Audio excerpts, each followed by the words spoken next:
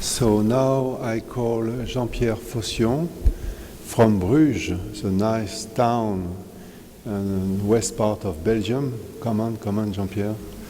He's a master of making go together the old classical Chinese acupuncture and advanced modern science. Thank you very much. I thank the organizing committee of inviting me to present a subject of circadian rhythmicity and how yin-yang theory fits in that picture.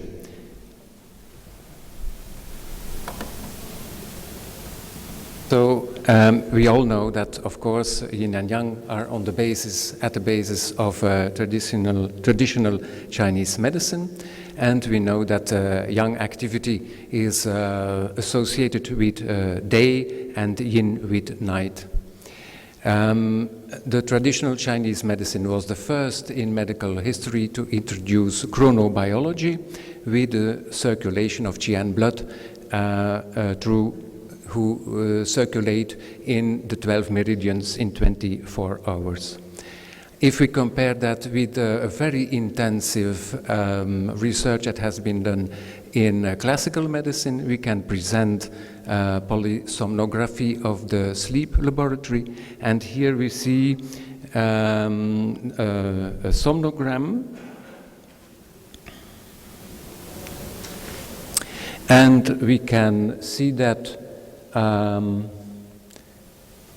in the first half of the night, the slow wave sleep is dominating, and in this phase we have the recovery function physically, and in the second half of the night we have a REM dominance of rapid eye movements in which we dream. The maximum deceleration of the heart is happening here in the slow wave sleep. So there we have the slowest heart rate in 24 hours. In the REM period, we have the maximum acceleration of the heart, which is within the sleep, the yang phase. If we are looking for biomarkers, we can introduce or present melatonin, who show a steady increase in the first half of the night and which is produced during the slow wave sleep. Melatonin is an exponent of our yin recuperation during the night. We can also introduce or present the growth hormone. The black line is when you have insomnia. The red line is when you have a good sound sleep, and you see that there is a peak appearing in the first half of the night. Also, growth hormone is an exponent of yin activity and yin recuperation during the night. Of course, a somnogram is based on electroencephalography, but we have at our disposal also electrocardiogram, and we can have a time series and measure what happens with the heart rate. If we have a subject that we can frustrate during a test, then this is the curve that we see with the heart rate. And you see that it is totally different when the subject is rewarded and he feels appreciated. So electrocardiogram not only contains information about heart infarction, but it contains also hidden information about the emotional situation of the patient. Now, classical medicine wants us as acupuncturists to quantify our results in acupuncture, and that can be done with heart rate variability. With heart rate variability, we measure a time series of heart rate, and we can see that in all biological systems and also in the electrocardiogram, we can make a spectral analysis, and we have in biology always 3 peaks appearing.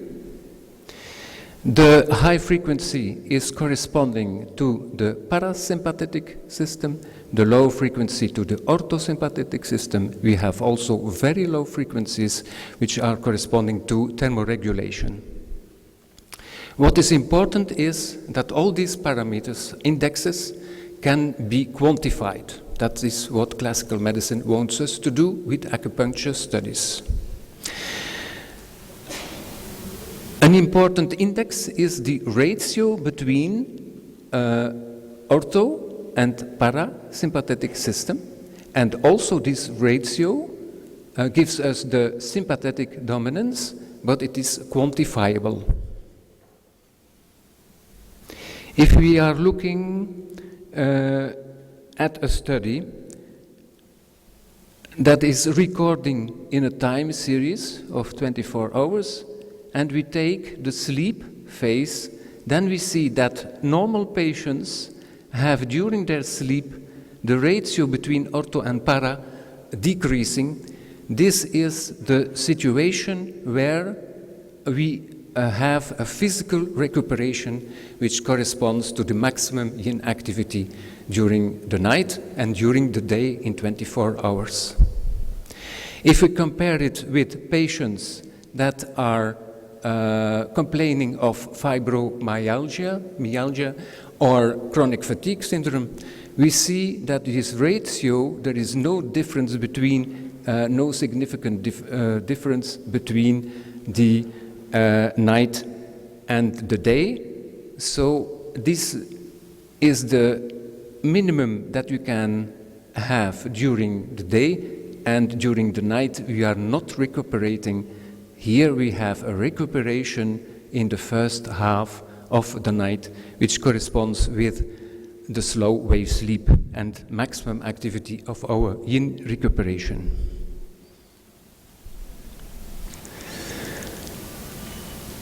We can also, this is a study done in Denmark, and they studied the heart rate and the parasympathetic activity in the form of the high frequency during a night recuperation. So here the parasympathetic activity is high, and here you see the same doctors who are on duty during the night and who are not sleeping, and so they are not recuperating. Here you see the difference between both situations.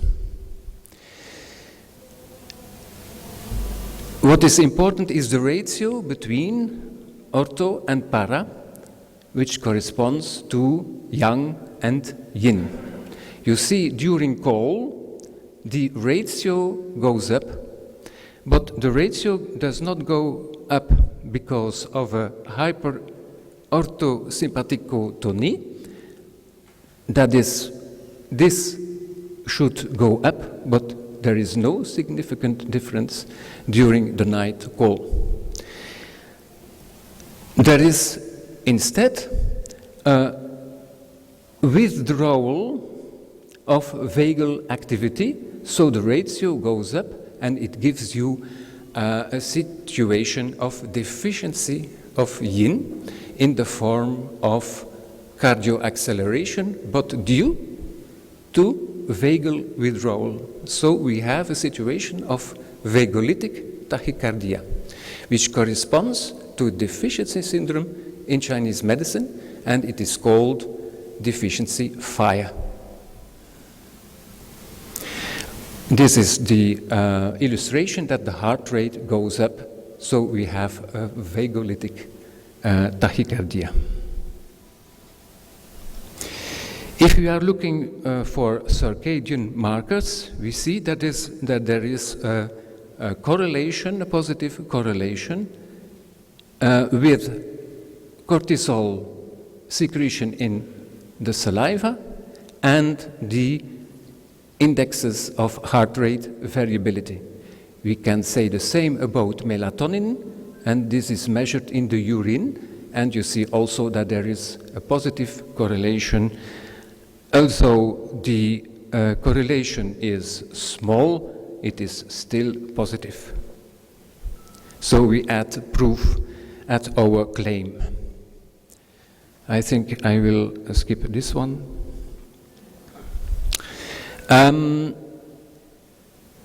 So the ratio is very important.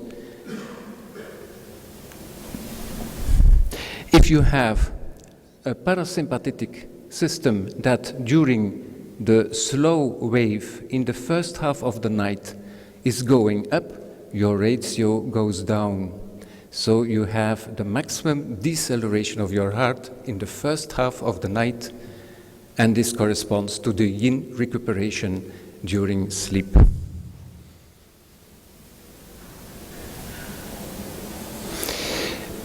We have also a circadian rhythm orchestrated by the nucleus suprachiasmaticus, and this gives an entrainment of all your peripheral tissues.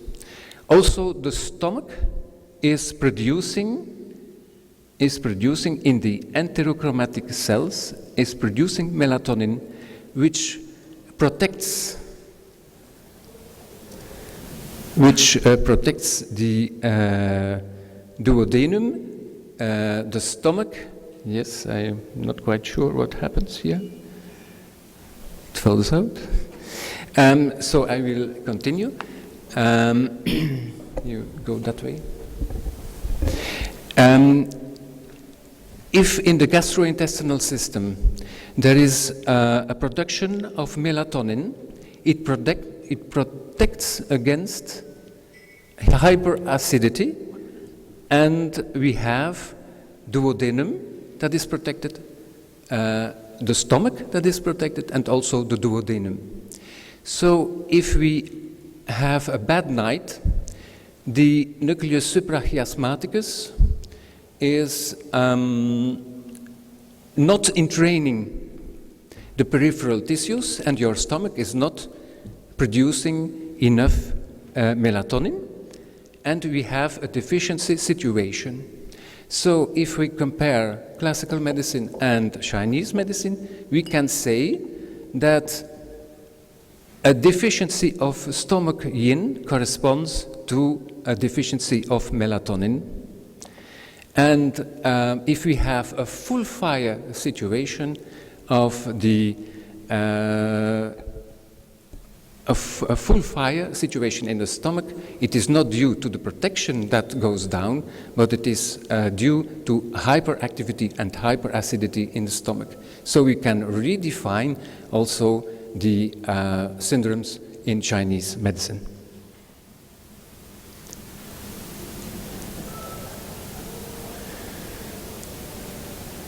I think I can skip a few slides in order to gain time. I would like to introduce the concept of a pre-ejection period. This here is the activity of the heart in the electrocardiogram, and it corresponds with the heart contraction, and it is followed by a pulse that can be felt in the radial artery, but there is a phase difference. It comes later. So the beginning of this peak comes later, and you can measure the time elapsing, which is called pre-ejection period. Now, if you have arteries that are subject to atherosclerosis, your arteries becomes hard, and if the heart contracts, then the pre-ejection period will shorten because of the rigidity of your arteries. Now, if we are looking at the pre-ejection time, of young people that are not sleeping well, young insomniacs, they have also a shortening of their pre-ejection period, but it is not due to atheromatosis of arteriosclerosis, but it is due to the fact that they do not have the yin recuperation phase of the slow wave sleep. So due to deficiency of yin, they make a pre-ejection period that is measurable and that shortens. It is due not to hardening with cholesterol in their arteries, it is due to vasoconstriction, and also the pre-ejection period is shortened. And you see here in black that the pre-ejection time is half, 50% here during the slow wave sleep. On the contrary, if you have a deficiency of yin, you have the heart rate that goes up, but it is deficient fire. But this deficient fire is quantifiable. We have Chinese syndromes that become quantifiable with heart rate variability and also with the pre-ejection time. I can also introduce a brand new method of heart rate variability, in which this is the cross-spectral power of heart rate variability that we already presented, and breathing rate variability. It is due to the fact that when we have a respiration and we have an inspiration, our heart rhythm is entrained and accelerates. If we have an expiration, the heart rate will go down and will decelerate. Now, there is a brand new studies that are studying the coherence between both variabilities, and it gives a beautiful graphic rendering. For the first time in the medical history of Chinese medicine, we can actually graphically represent yin activity. This is yin activity of high frequency coupling, and this is low frequency coupling representing yang activity during the night. This is yin activity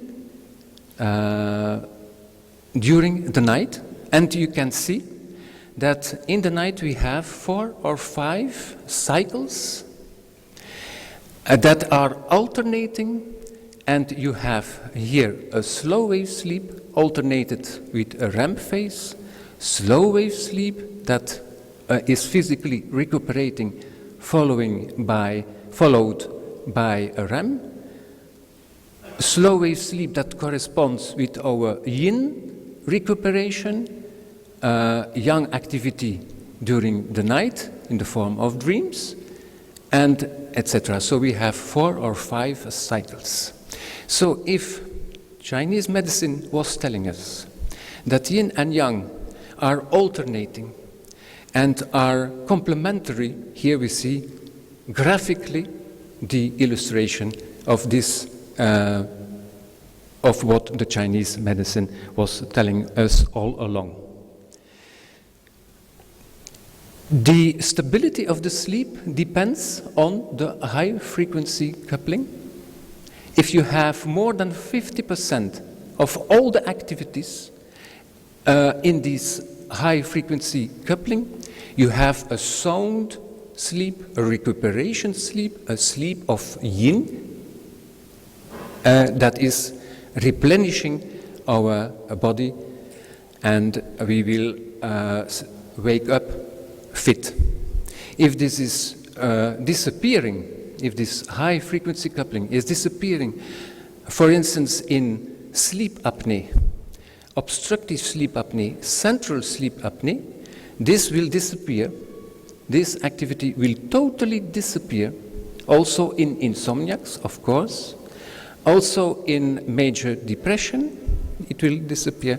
And so we have a graphic rendering of what Chinese medicine was telling us about yin recuperation.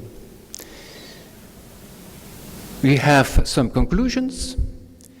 Is yin dominating during the night? Yes, but only in the first half, because it depends on the slow wave sleep. Is yin quantifiable during the night? Yes, because we have heart rate variability and we have slow wave sleep where the ratio between ortho and para, between yang and yin, is the lowest in 24 hours. What is the difference between deficiency fire and full fire in terms of autonomic nervous system? Full fire corresponds with a hyper-orthosympathicotony. Deficiency fire, on the contrary, is depending on a vagal withdrawal, and there is nothing wrong with your orthosympathetic system. So it is not because you have an increase of your heart rate that it automatically corresponds with a hyper-orthosympathicotony. This is not true, and the Chinese were the first to say us to make the difference between deficiency and full fire. Can yin and yang be differentiated in a sleep somnogram? Yes, because we have a brand new technique of cardiopulmonary coupling. Yin corresponds with high frequency coupling, yang corresponds with both low frequency and very low frequency coupling. Are there biomarkers for yin? Yes, we have spoken about melatonin, we have spoken about growth hormone, we did not speak or introduce prolactin. Is there a marker for stomach yin? Yes, because our enterochromaffin melatonin secretion is protecting duodenum, stomach, and also esophagus against hyperacidity. So deficiency of stomach yin corresponds with the deficiency of cardioprotection. I thank you, and I wish you a very good night.